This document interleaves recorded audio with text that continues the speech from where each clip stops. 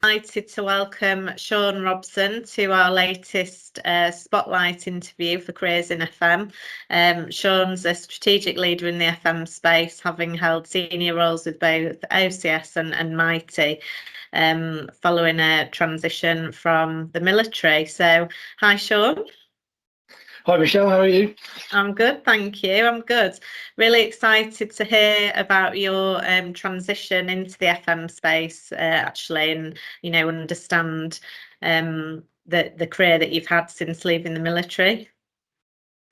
Brilliant. Yeah, and I'm quite excited to share it with you because there's a lot of people that transition out of the military that don't know their value within this industry, and they are very valuable. Yeah. So how did that start? How did you get involved in FM in the first place? So I mean, it came about quite strangely. I think a lot of people say they find themselves in FM instead of angling towards that particular career. And I suppose I learned a lot when I was in the military about asset management and buildings and people and how they all interact and intermingle together. I mean, I left the military back in 2017 and took up a role with Jaguar Land Rover as a learning consultant. I spent about 4 years working as a learning consultant or learning development manager before realizing that actually, there's a bit more to my life than just that. And I sort of missed that operational side. So I put a plan together to get myself into FM because I'd figured out what FM is at that point. And part of that plan was to transition over to Interserve as their learning development manager, help to understand the business from within and then gain a foothold and onto an operational role, which worked out quite well for me. And in 2020, very early, when the pandemic had hit, I was asked to mobilise one of the Nightingale hospitals. And, that was my foothold back into operations. Wow. Yeah. Okay. So straight in there. Yeah. So did you get any advice around, moving into FM? How did that come about? So yeah, my brother is quite high up in a strategic role within FM as well, and me and him are very, very close, both ex-military, and we were speaking about it, and his advice, sort of to me was, you have all the operational skills, why don't you just do it? So with that sort of very loose advice, I ran with it. Brilliant. Okay. And in terms of some of the projects and things that you've been involved in since you've come into FM, I mean, it's obviously well known for being a sector that's really diverse and dynamic.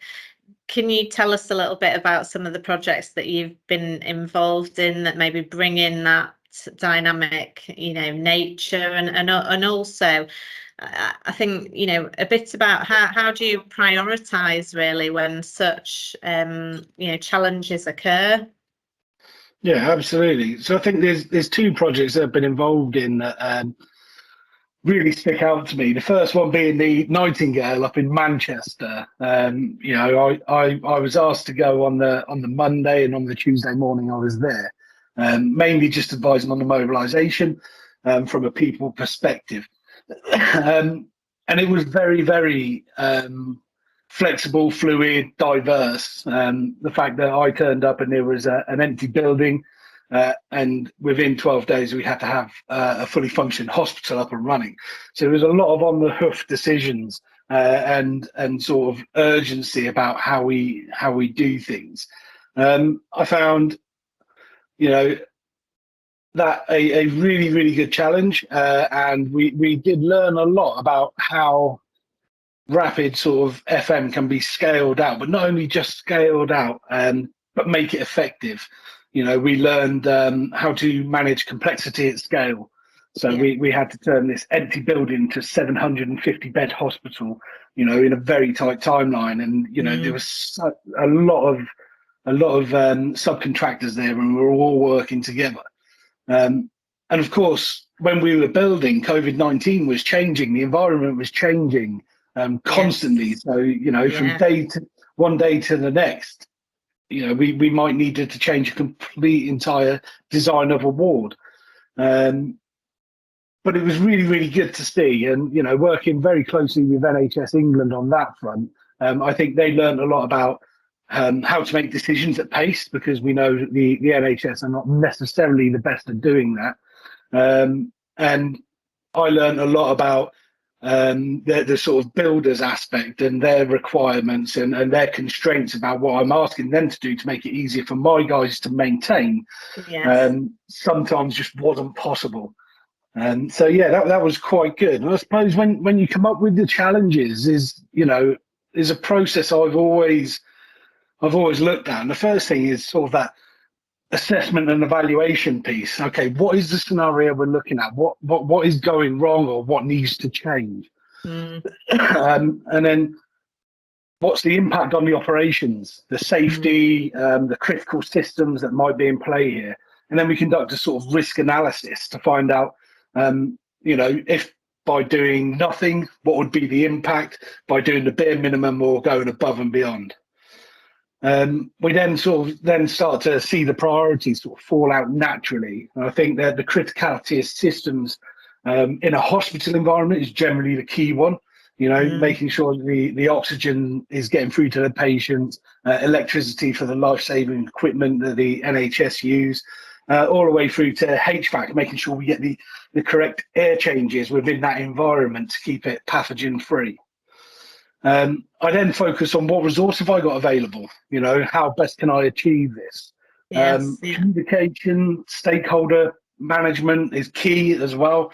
You've got to keep your client in the picture at all times.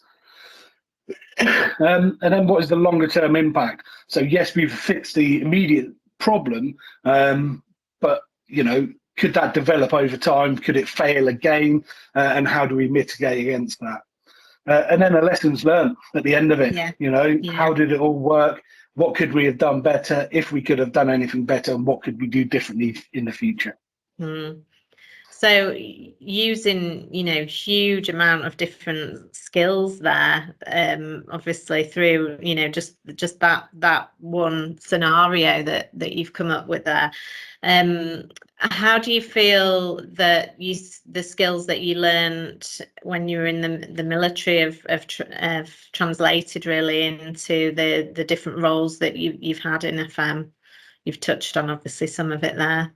Absolutely. I think, a lot of soldiers or veterans will say the ability to keep calm under pressure.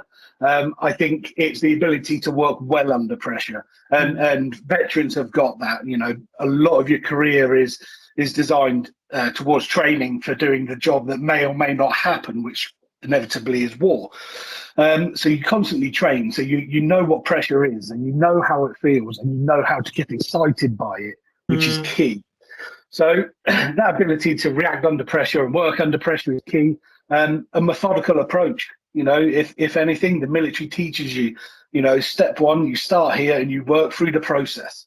A process is only any good if you're following it. If you're not following that process, it isn't a process at all. It's just a written document. So I think they're two key pieces, but the ability to communicate that and to get people to buy into what your vision is are key as well. And soldiers, sailors and airmen are all very good at that. We're all taught how to deliver a plan in a certain way to get buy-in, via the orders process. So this is what we're going to do. This is how we're going to achieve it. Should X fail, this is how we deal with that at that point in time. And I think that methodical approach really, really sets us above most people. Yes. And would you have any advice on things like training and qualifications? Because we get a lot of questions like that, particularly from service leavers or veterans that have come into the industry early, thinking about how they can really develop their career over time. Oh, absolutely, yeah. So, I think I read an article from CMI recently where there's this thing called accidental managers, where 88% of managers find themselves in a position of management without any formal qualification. Yeah. That formal qualification to me is key. It shows that you're invested in looking after your people and how to manage them. Now, that's different to leadership. Leadership, as we know, is that ability to sell the dream and bring people along on a journey. So those two are key, and they're hand in hand. So a formal management qualification is definitely advisable. Get some industry knowledge, and that can be gained in very, very many different ways. And I did it through a level 6 diploma in facilities management, just to translate my military knowledge into a civilian lexicon, civilian way of speaking. And it depends on the company you're aiming for. Most FM companies will ask for an IOS qualification as a bare minimum. And again, project management is key.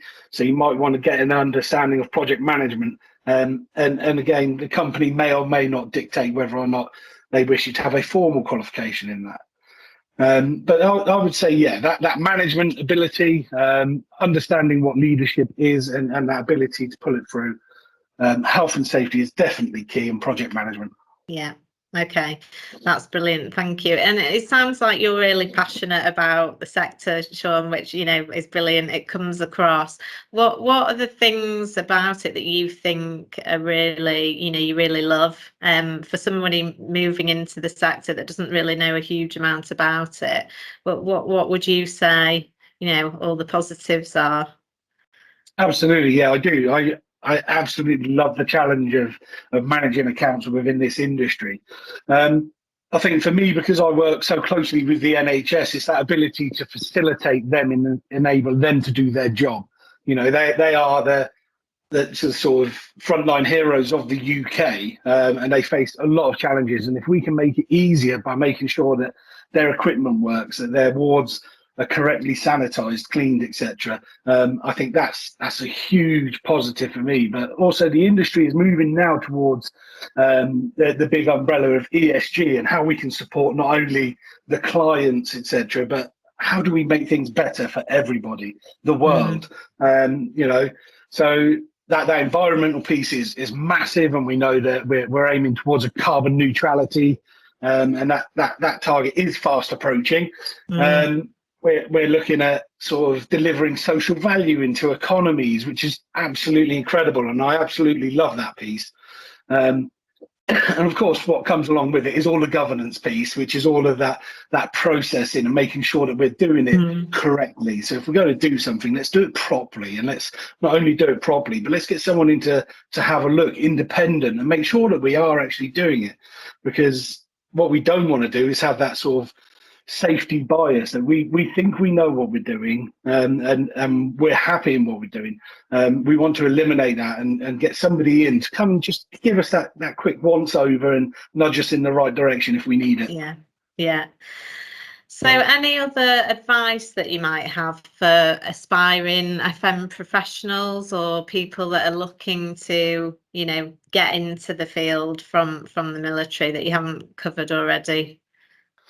I would say, like I said at the beginning there, it's easy to find yourself in FM, and it is something that quite a lot of us veterans happen ourselves in. But it's quite hard to be a success in FM. And I think having a positive mindset and a sort of approachable mindset really, really will help you.